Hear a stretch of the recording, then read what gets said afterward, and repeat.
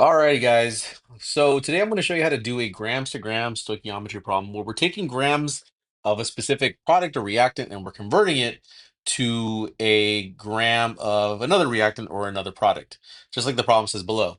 Now, this is going to be a lot like some of the problems that we've been doing already, where we have either mole to mole conversions or grams of moles or moles of grams, right? It's going to be the same principle, except that in this case, we're going completely from one side all the way to the other. And in terms of like lab practicum and all the stuff that we actually do in the lab, this is probably more closely tied to what we're actually doing in class.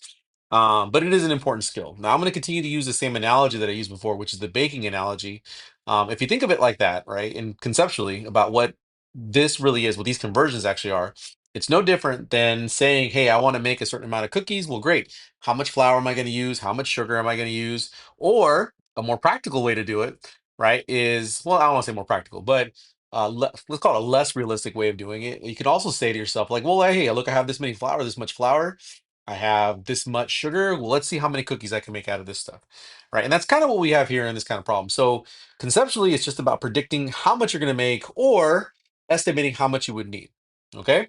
All right. So let's go ahead and go to tackle this one. So this problem gives us a balanced chemical equation, which, by the way, any stoichiometry always has to start with a balanced chemical equation, which is, because I'm a nice guy, has already been done for you. So our reaction is going to be a double displacement reaction between lead 4 sulfate and lithium nitrate, and it's going to produce aqueous lead nitrate and also aqueous lithium sulfate. All right, so this isn't a precipitation reaction. We shouldn't see anything actually form in this, um, but ultimately we're still going to predict. So it's not a super realistic problem, but we're going to look at it anyways. All right, so let's get started. So the problem asks, okay, how many grams of lithium nitrate would be needed to produce 25 grams of lithium sulfate if there is an excess amount of lead 4 sulfate? So I want to highlight this right here. Okay. And the reason that I want to highlight this in particular is because this actually does a lot of lifting for us. All right. Now, in this class, we really won't discuss too much about limiting reactants or any of that stuff, but it's actually really important that we understand what it means to say that we have an excess amount of lead sulfate. All it simply means is that when we react this, all 25 grams of lithium sulfate is going to be gone. Because if there was any left over, then it wouldn't be 25 grams. It'd be like 24 or 23 or 22. All I'm simply saying with that last part of the sentence is that all of the 25 grams is going to react. So therefore, our prediction will at least give us an accurate, what we call theoretical yield. All righty. So let's actually proceed on to the problem. All right. So first thing I always tell kids when we're doing any kind of problem like this, we always ask ourselves two questions. The first two questions that we're always going to ask ourselves is, what information are they giving us and what do they want us to find?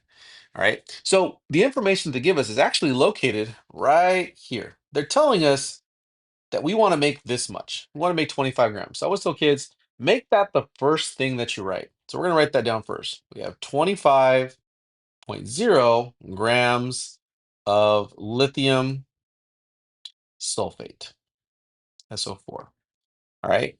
Now, what they want us to find is they want us to find how many grams of lithium nitrate will we need to actually make those 25 grams. So all the way on the other side, I'm going to put a little equal sign here, equals, equals. And I'm going to say grams. I always have to end up moving this because I never have enough space. It's okay though. Grams of lithium nitrate, just like that. Right? So here's our problem, all set up nice and neat for us. We have to figure out how to basically get from over here all the way over here, similar to what we've done before. Now we just got to figure out how we're going to do that. Now, when this was first explained to me years and years ago, is I was told, well, right now they're speaking different languages. This is speaking the language of grams of lithium sulfate, and this is speaking the language of grams of lithium nitrate, speaking two different languages. So we got to get them speaking the same language. The same language that we're going to be speaking here is obviously the language of the mole. So our very first step in all of this is to first convert grams of something to moles of something else. So let's start a dimensional analysis now by putting this over a fraction just to make it easier for ourselves. All right. And we're going to start with our very first thing. So in this class, the only way I've ever taught you how to convert grams of something to moles of something else is to specifically use this conversion factor. So what we're going to use here is we're going to use molar mass. Now, if you remember, the units for molar mass are going to be grams per mole.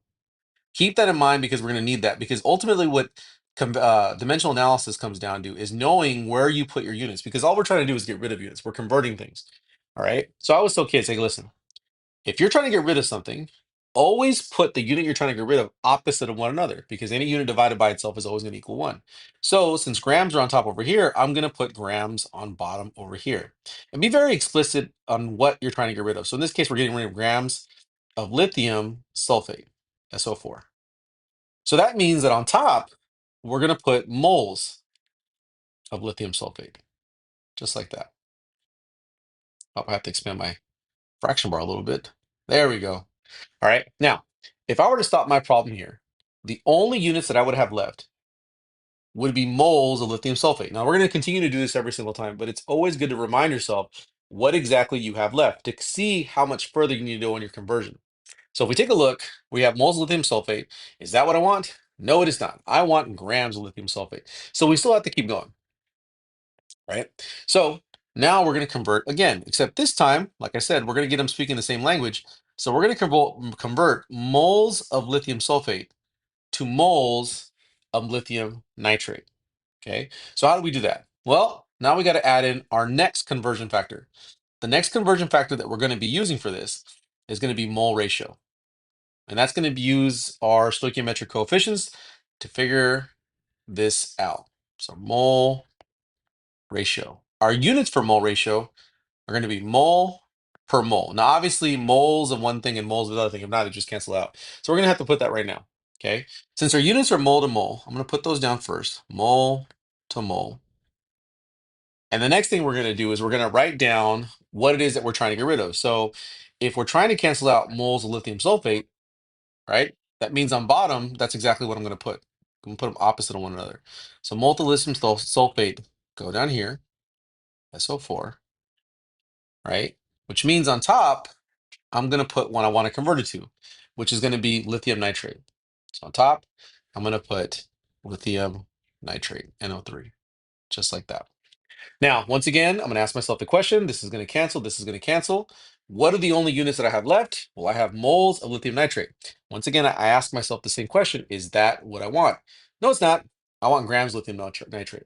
So we're getting a little bit closer to what we're trying to ultimately find, but we're not quite there yet. And I love this thing because I can just circle this and I can just go, get over there, move a little bit further. I can add more stuff to it. Back when I used the whiteboard, I had to erase everything. All right, so we're going to multiply now because we're going to get to the next part. Now, our question then becomes, okay, well, how do I convert moles of something to grams of something? Well, just like we did before, we're going to use molar mass yet again. All right, so let's put our fraction bar right here, put a little equal sign right there, and we're going to add molar ratio again. So I'm going to write a little thing so you can see it, mole ratio. And remembering that our units for mole ratio are going to be grams per mole. Now, once again, we're going to take a look at our units here. We got to figure out in what direction, or sorry, in what order we put these things. Do we put grams on top? Do we put moles on top? We just got to figure it out. Okay. So if we're trying to get rid of moles, then that would suggest that moles would therefore go on bottom. So I'm going to put my moles on the bottom. MOL. Oop, that's an extra little bump there. MOL, right? In this case, it's going to be moles of lithium nitrate. NO3, and that means on top, we're going to put grams of lithium nitrate. Now, I know what some of you guys are saying. Why isn't he erasing everything just yet? Or why is he like writing stuff but with no numbers? Because, as you get better and better at this, we're going to get better. You're going to practice. You're going to get, a little bit of an expert at this or whatever.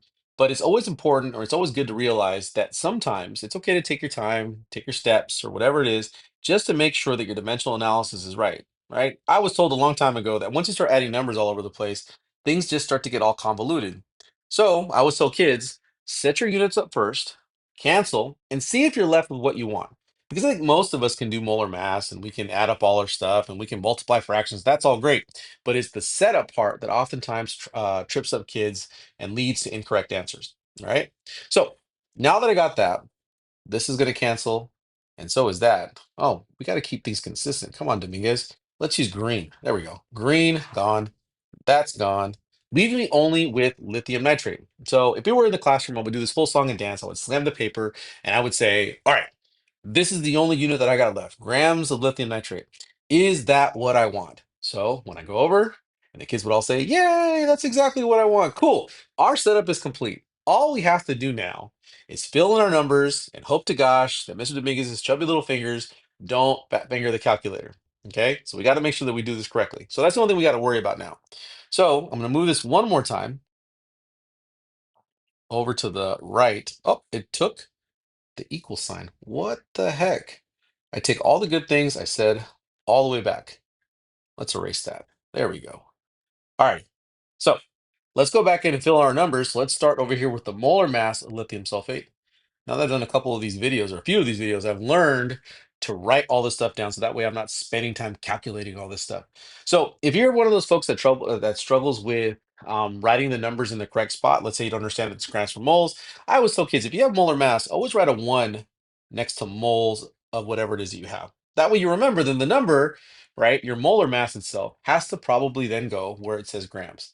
So 110.0. As my periodic table goes to 4 sig figs, so therefore I'm going to use it like that.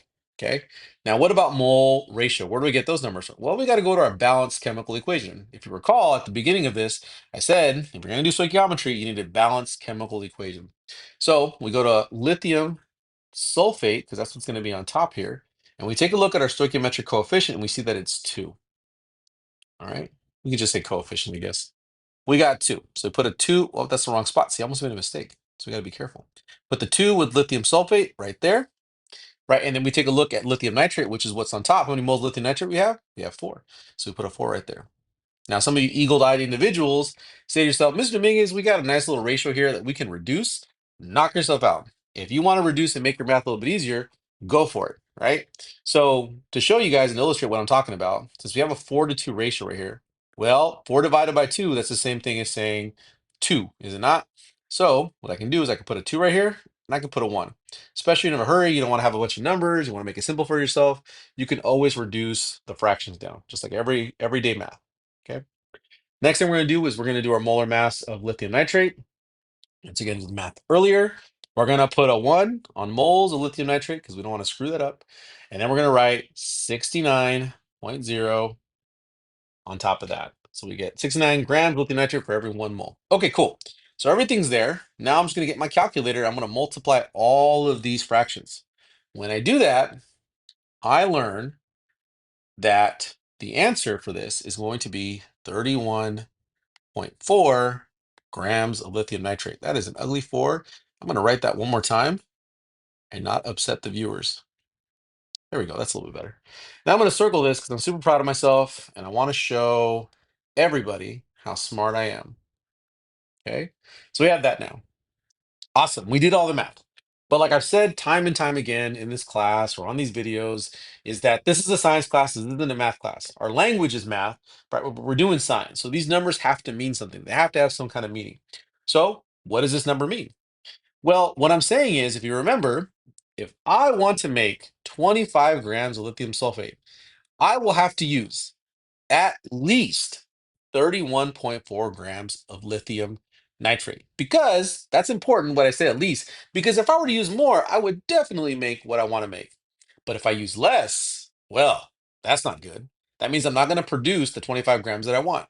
So I always say I have to produce at least. Now, let's say we're going the other way, and let's say the reaction was pointing the other way. Not that it would be.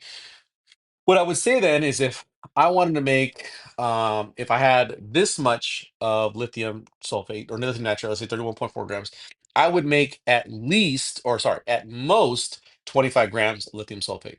So you see, it kind of works, right? If you're going from left to right, from reactants to products, then we're saying we're going to make at most this much. But if we're going from right to left and we're predicting how much of the stuff we're going to need to use, well, then we're saying we're going to use at least that much. Okay. All right. Short little video, but that's pretty much it. This is how we convert grams to grams using dimensional analysis and our stoichiometric coefficients. I hope that helps. And I will see you guys later. Take care, guys.